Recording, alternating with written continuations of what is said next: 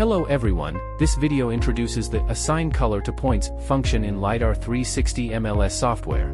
This function is primarily used to manually modify the color of point clouds. Before using this feature, it's recommended to back up your data, as once the point cloud colors are modified, they cannot be undone. To access the function, simply search for Assign Color to Points in the toolbox search bar, double-click the function, and a dialog box will appear. In the dialog box, set the category of the target point cloud, such as Building, for building points. If you do not check the Selection box, the color modification will apply to all building points by default. If the Selection box is checked, you can selectively modify a portion of the point cloud.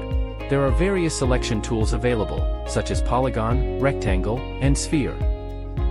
Unchecking the Subtract option means you are adding to the selection, while the Clear option is used to clear all selections. After selecting the points to be modified, set the color mode of the point cloud.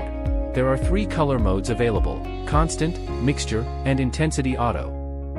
Constant mode allows you to input RGB values or select a color by clicking the Preview color block.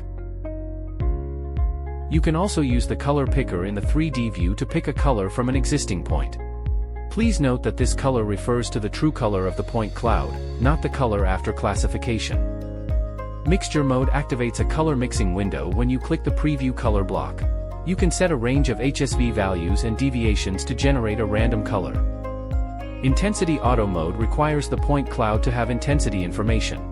It will automatically map the intensity values into the RGB attributes, with all color channels set to the same value.